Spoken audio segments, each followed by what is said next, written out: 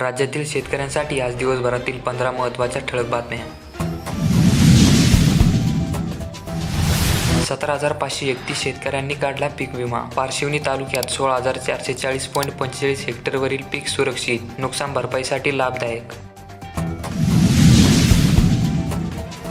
नोकऱ्या द्या अन्यथा मंत्र्यांचे पुतळे जाळू, मनसेचा इशारा. 80% नोकऱ्या स्थानिकांनाच, मनसे राबवणार सही मोहीम. मनपाला हवे 1,000 कोटी, या बदल्यात शासनाकडून मिळणार तब्बल 30,000 कोटी रुपये. पालिका 20,000 झाडे लावणार. वैजापूर येथे माझी वसुंधरा अभियान, वृक्ष लागवडीस सुरुवात.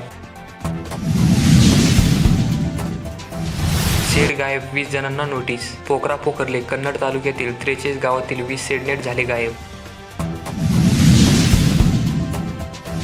छावाचा शेतकरी आसूड मोर्चा, शेतकऱ्यांना पीक विमा देण्यात टाळाटाळ. शेतकरी विद्यार्थ्यांच्या न्याय हक्कासाठी मांडल्या विविध मागण्या.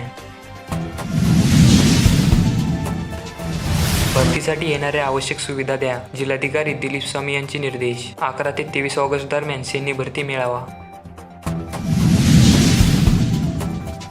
छत्रपती संभाजीनगरमध्ये विदेशी मांजरी पाळण्याकडे कल. देशी मांजरीबरोबरच शहरातील अनेक घरांमध्ये विदेशी मांजरीचा डोल.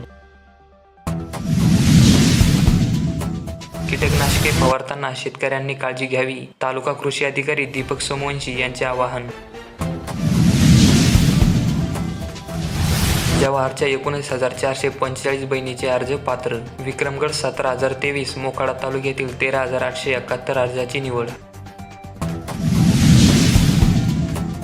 SRAसाठी 9,820 झोपडीधारक ठरले पात्र. कामराजनगर, रमाबाई आंबेडकर नगरमधील रहिवाशांना भाडेपोटीचे धनादेश वाटप होणार.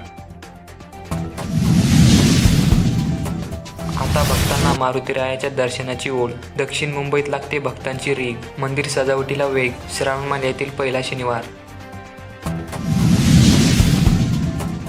मुख्यमंत्री युवा कार्य प्रशिक्षण योजना, भविष्यासाठी आजची गुंतवणूक. युवकांना रोजगारक्षम बनवण्यासाठी पाऊल. हिंदू मंदिर रक्षणासाठी पावले उचला. बांगलादेशातील हिंसाचाराच्या पार्श्वभूमीवर हिंदू जनजागृती समितीचे केंद्राला साकडे. लाडक्या व्यापाऱ्यांना पेन्शन जाहीर करा. पालघर होलसेल मर्चंट असोसिएशनच्या पदाधिकाऱ्यांची जिल्हाधिकाऱ्यांकडे मागणी. सकाळच्या नाश्त्यापेक्षाही खर्च झाला महाग. दर वाढूनही शौकीनांचे व्यसन सुरूच. तलब भागविण्यासाठी एक दिवशी करतात 90 रुपये खर्च. चिमूर तालुक्यात बेरोजगारीचा प्रश्न ऐरणीवर. तरुण मोबाईलमध्ये व्यस्त, पालक चिंताग्रस्त. समाज माध्यमावर ॲक्टिव्ह. विद्यार्थ्यांसाठी एसटी बस त्वरित सुरू करा. कुणबी समाज संघर्ष समितीची मागणी. आगार व्यवस्थापकांना निवेदन.